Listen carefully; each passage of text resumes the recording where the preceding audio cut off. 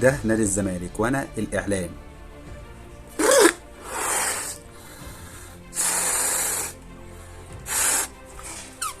الزمالك بقى على الحقيقة بره ارضه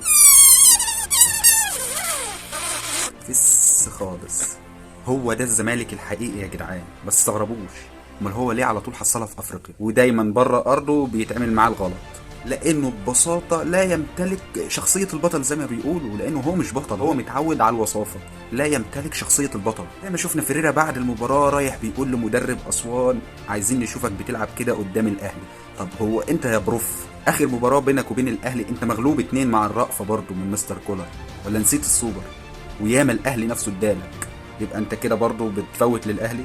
يا جدعان حد يفهم الراجل ده بانه كبير ومش فاهم يعني، فلو سمحتم فهموه.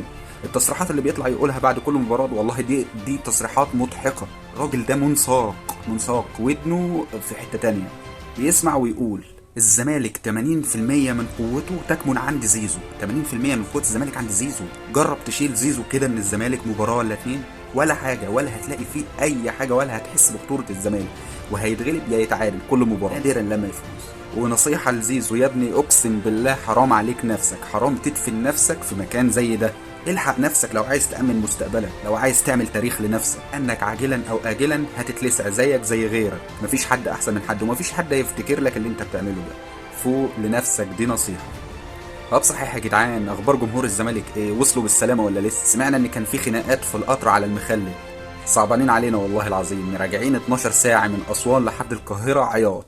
يلا معلش تعيشوا وتاخدوا غيرها جايات اكتر بقى.